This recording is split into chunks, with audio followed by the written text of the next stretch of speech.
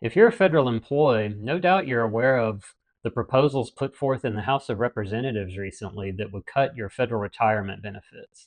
But what you may not be aware of is the latest news on this. There's some breaking news that just came out with respect to legislation that was advanced by the House Budget Committee on Sunday night. Let's take a look at the details. Hello, everyone. I'm Ian Smith with FedSmith.com. Thank you very much for joining me today. I'll go ahead and get right into this because I know this is an important topic for a lot of you. And I think this news that came out of the House Budget Committee with the latest advancement of this legislation will probably be good news for most of you. The House Budget Committee approved legislation on Sunday night. They held a special session at 10 p.m. last night. I'm recording this on Monday, May 19th. So this would have been Sunday, May 18th.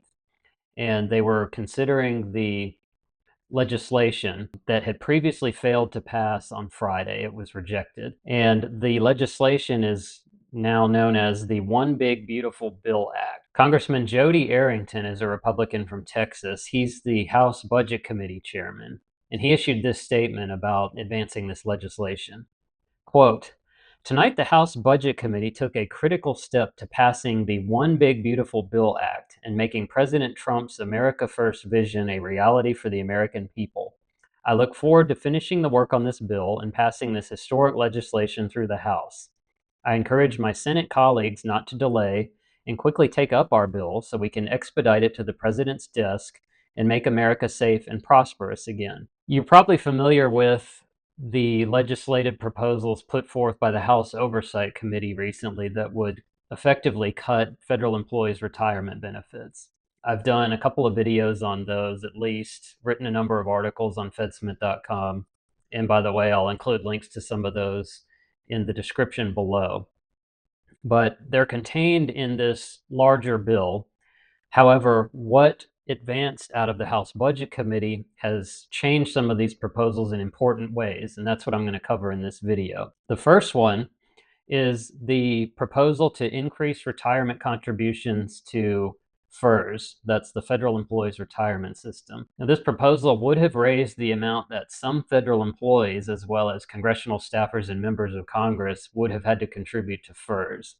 Basically, regardless of what anyone was currently contributing, it would have raised the amount to 4.4%, which is the current standard amount. However, going back in years past, there were lower amounts. I won't get into all the specifics, but please check out my other articles and videos on this if you'd like more details. The important point on this one, though, is that it has been eliminated from the latest draft of this legislation, or the latest version. I reported last week that there was opposition among some Republicans to this specific proposal. The congressman who was primarily leading the charge on this, or at least was being most outspoken about it, was Congressman Mike Turner, a Republican from Ohio. He had predicted, in fact, that it would be stripped from the bill because he said that he had talked to enough of his colleagues in the House who were against it that he didn't think it was going to survive. That turned out to be a perspicacious prediction because it has in fact been stripped from the bill. The next item up is the elimination of the FERS annuity supplement. This particular item now appears to be grandfathered in for current recipients of the annuity supplement. It would not apply to individuals who were already entitled to an annuity supplement under Title V, Section 8421 of the U.S. Law Code before the date of enactment of this legislation, again, assuming it were to become law as currently written. Also, this particular provision would not take effect until January 1st, 2028. The next item that saw a revision was the change from the high 3 to the high 5. The one key change with this provision in the latest version of the legislation is that it would now go into effect 1 year later, again as currently written. It previously would have taken effect January 1st, 2027. Now it would be January 1st, 2028. One interesting point about this proposed change is that the Congressional Budget Office recently estimated that moving from the high 3 to the high 5 would result in an approximate 3% reduction to a federal employee's annuity payment. It issued its report last week, and I just wrote an article about it, which I'll include a link to in the description below. Basically, the CBO report was an analysis of this group of legislative proposals from the House Oversight Committee. Now, the other proposals are generally unchanged.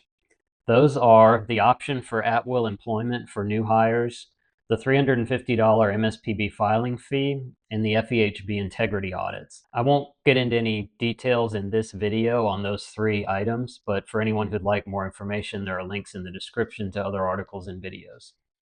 This is a complex topic. The legislative process is not designed to be simple to understand, nor is it easy to understand for the people who are impacted by legislative changes put forth by Congress. I know a lot of you have questions about these legislative proposals and how they would impact you and your situation specifically. I've also been asked, when are these changes going to become law, or are they going to become law? Unfortunately, I cannot answer those questions directly.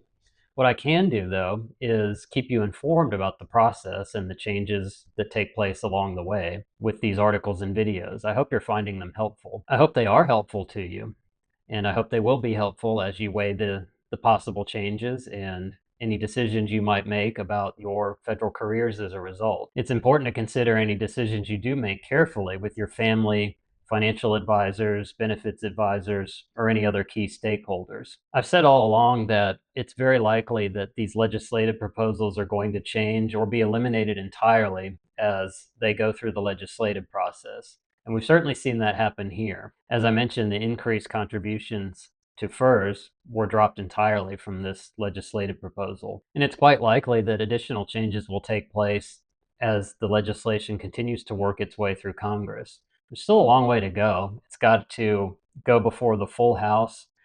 It also has to be considered by the Senate, and it still has to be signed into law by the president. There are a lot of stakeholders involved who are going to want to add or remove things to the bill. So we just don't know at this point what the ultimate outcome will be. But as I said, I will continue to keep you informed. Be sure to check the fedsmith.com website for new articles we post. We have a free email list there that you can sign up for to get notification of new articles in your inbox. And certainly be sure to like and subscribe to our YouTube channel for updates here. Have a good day.